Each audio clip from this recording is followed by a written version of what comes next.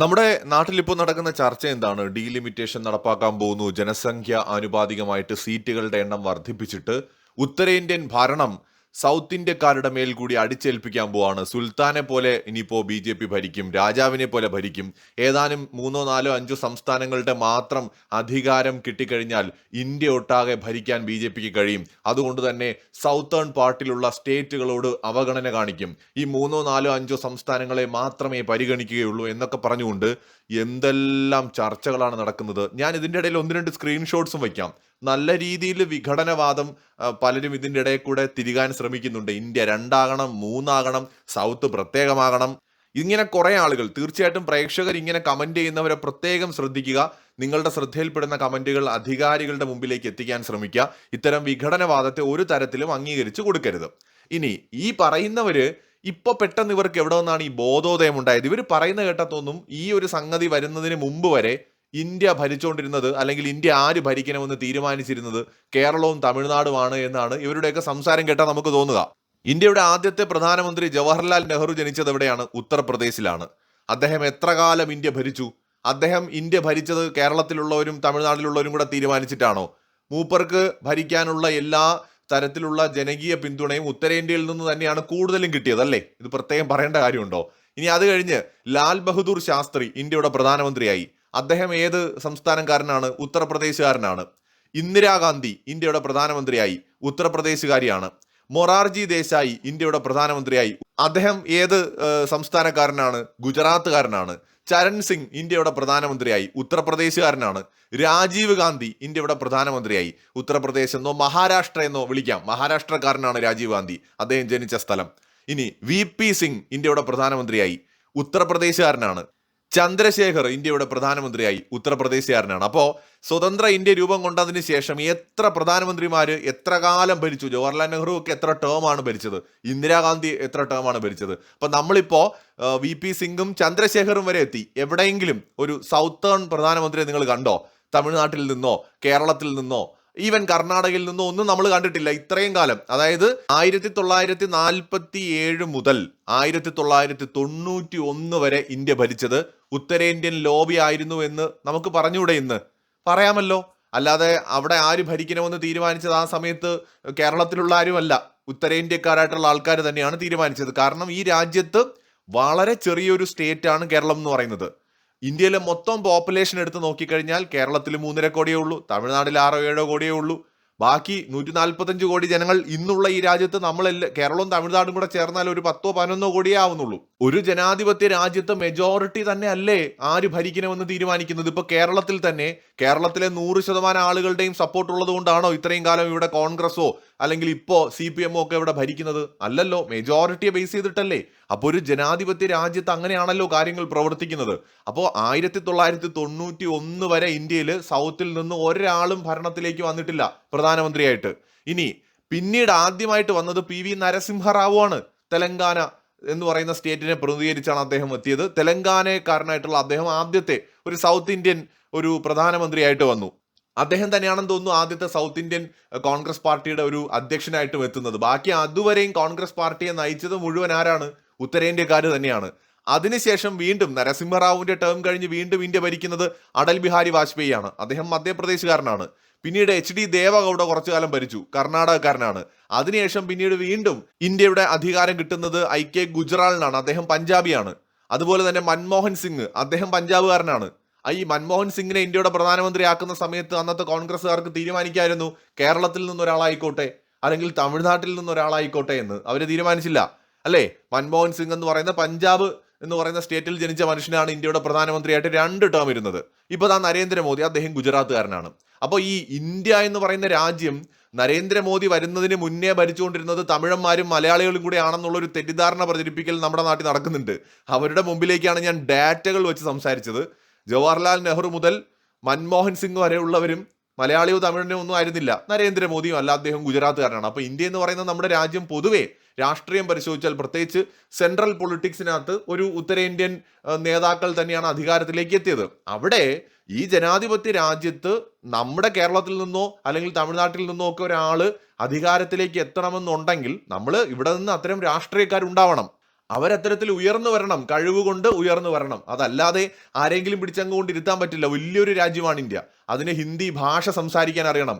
ഈ ജനാധിപത്യ രാജ്യത്ത് ഹിന്ദിക്കാരായിട്ടുള്ള ആൾക്കാർ കൂടുതലുള്ള ഒരു രാജ്യത്ത് സ്വാഭാവികമായിട്ട് അവരിലേക്ക് ഇറങ്ങിച്ചെല്ലണമെങ്കിൽ അവരുടെ ഭാഷ പഠിക്കണം. അതിവിടെ വലിയ കുഴപ്പമല്ലേ? തമിഴ്നാട്ടിൽ ഹിന്ദി പഠിക്കാൻ പറഞ്ഞാൽ അത് വലിയ പ്രശ്നമാണ്. ഹിന്ദി പഠിക്കാതെ എങ്ങനെയാണ് ഹിന്ദി ഹൃദയഭൂമിയിൽ പോയിട്ട് സംസാരിക്കുക? തമിഴിൽ പോയി സംസാരിച്ചാൽ മതിയോ? മലയാളത്തിൽ പോയി അവിടെ സംസാരിച്ചാൽ മതിയോ? പറ്റില്ല. അപ്പൊ അവിടെയുള്ള ആളുകളുമായിട്ട് കമ്മ്യൂണിക്കേറ്റ് ചെയ്യണം എന്നുണ്ടെങ്കിൽ അവരുടെ ഭാഷ പഠിക്കണം. അങ്ങനെ അത് പഠിച്ചാൽ മാത്രമേ ഇവിടെ നിന്ന് ഒരു നേതാവിന് ഉയർന്നു വരാനും ഉത്തരേന്ത്യൻ പൊളിറ്റിക്സിൽ പോയി കളിക്കാനും പറ്റുള്ളൂ. അപ്പോൾ ഒന്ന് കഴിവ് വേണം, 2 ഭാഷാ പരിജ്ഞാനം വേണം, 3 നേതൃപാഠവും കൂടെ വേണം. ഇതൊക്കെ ഉണ്ടെങ്കിലേ ഒരു രാജ്യത്തിന്റെ പ്രധാനമന്ത്രിയൊക്കെ ആയിട്ട് മാറാൻ പറ്റുള്ളൂ. ഇനി ഇപ്പോൾ ഈ ജനസംഖ്യ ആനുപാതികമായിട്ട് സീറ്റുകൾ വർദ്ധിപ്പിക്കുന്നു എന്ന് പറയുന്നത് സൗത്തിന് എന്തോ വലിയ പ്രശ്നം ഉണ്ടാക്കും, ഇത് സൗത്തിനെ മാറ്റി നിർത്തും, ഉത്തരേന്ത്യൻ ലോബി ഭരിക്കും എന്നൊക്കെ പറയുന്നവരോട് ഒരു കാര്യം കൂടി പറയാം. 2014 കോൺഗ്രസ് ഗവൺമെന്റുകളുടെ കാലത്ത് നിശ്ചയിച്ച സീറ്റുകൾ തന്നെയാണല്ലോ മോദി 2014 അധികാരത്തിൽ വരുമ്പോഴുള്ളത്. 543 മറ്റോ ആണ്. അത്ര തന്നെയല്ലേ ഉണ്ടായിരുന്നുള്ളൂ. അപ്പൊ നരേന്ദ്രമോദി 2014 കേവല ഭൂരിപക്ഷം നേടിയാണ് അധികാരത്തിലേക്ക് വരുന്നത്.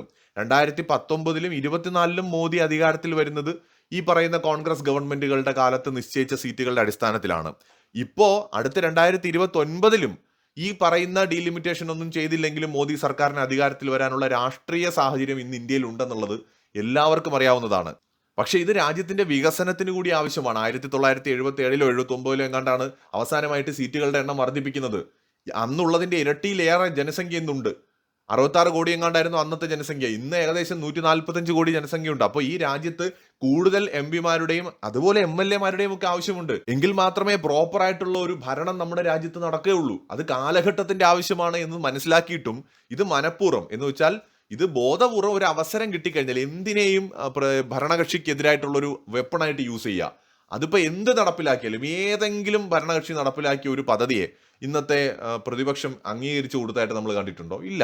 എല്ലാത്തിനെയും എതിർക്കുക എന്നുള്ളത് ഇവരുടെ ഒരു ശൈലിയാണ്. പിന്നെ ഈ ഉത്തരേന്ത്യൻ ലോബിയാണ് ഭരിക്കുന്നത്, ഇതോടെ കേരളത്തിന് പ്രത്യേകിച്ച് ഒരു അധികാരവും ഇല്ലാതാവും, തമിഴ്നാടിനൊന്നും ഇല്ലാതാവും എന്നൊക്കെ പറയുന്ന കോൺഗ്രസ്സുകാരോട് എനിക്കൊന്ന് പറയാനുള്ളത്, നിങ്ങൾക്ക് കേരളത്തിലിരുന്ന് തുമ്മണമെങ്കിൽ പോലും അങ്ങ് ഹൈക്കമാൻഡിന്റെ പെർമിഷൻ വേണം.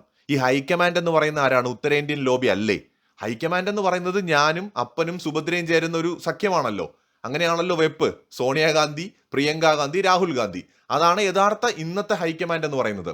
നേരത്തെ അത് ലീഡ് ചെയ്തിരുന്ന സോണിയാഗാന്ധി മാത്രമായിരുന്നു. ഇന്ന് രാഹുൽ ഗാന്ധിയും പ്രിയങ്ക ഗാന്ധിയും കൂടെ ഉണ്ട്. ആ ഒരു ഫാമിലിയാണ്. നാളെ റോബർട്ട് വാദ്ര വരും, അല്ലെങ്കിൽ പ്രിയങ്ക ഗാന്ധിയുടെ മക്കളുണ്ട്. അവരെയൊക്കെ ഇപ്പൊ തന്നെ വേദികളിലൊക്കെ പ്രദർശിപ്പിച്ച് തുടങ്ങിയിട്ടുണ്ട്.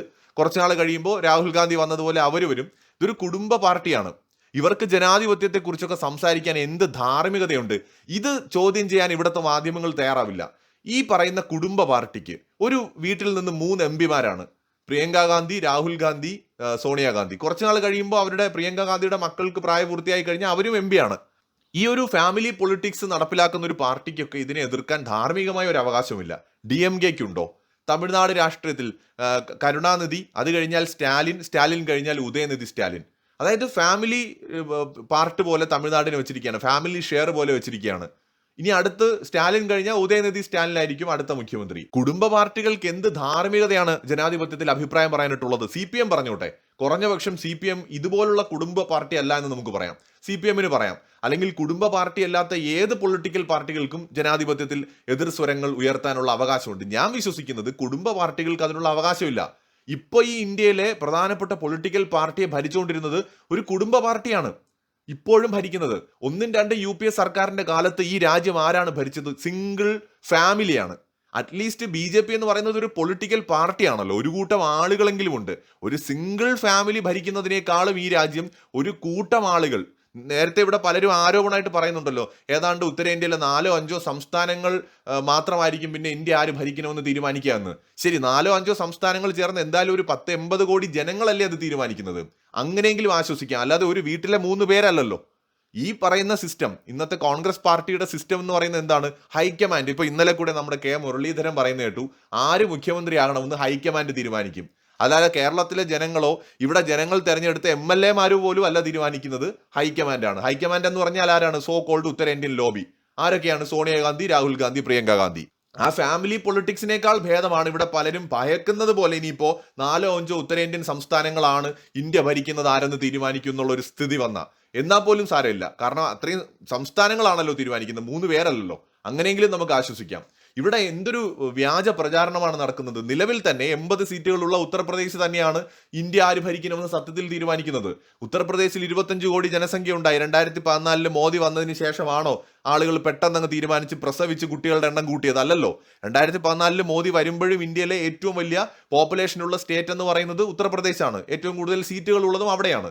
ഇനിയിപ്പോൾ ആനുപാതികമായിട്ട് സീറ്റ് കൂടുന്നതിനെ എതിർക്കുന്നവരോട് ഒറ്റ കാര്യം പറയാനുള്ളൂ, ഇതിന് ആനുപാതികമായിട്ട് കേവല ഭൂരിപക്ഷവും കൂടില്ലേ? ഇപ്പൊ 850 സീറ്റ് ആയി കഴിഞ്ഞാൽ കേവല ഭൂരിപക്ഷം അതിനനുസരിച്ച് വേണ്ടേ? അതായത് നിലവില് 543 സീറ്റുകൾക്ക് കേവല ഭൂരിപക്ഷം എന്ന് പറയുന്നത് 272 ഇപ്പൊ 850 ടോട്ടൽ സീറ്റുകൾ വന്നു കഴിഞ്ഞാൽ കേവല ഭൂരിപക്ഷം 425 426 വേണ്ടി വരും. അതായത് 426 27 വേണ്ടി വരും.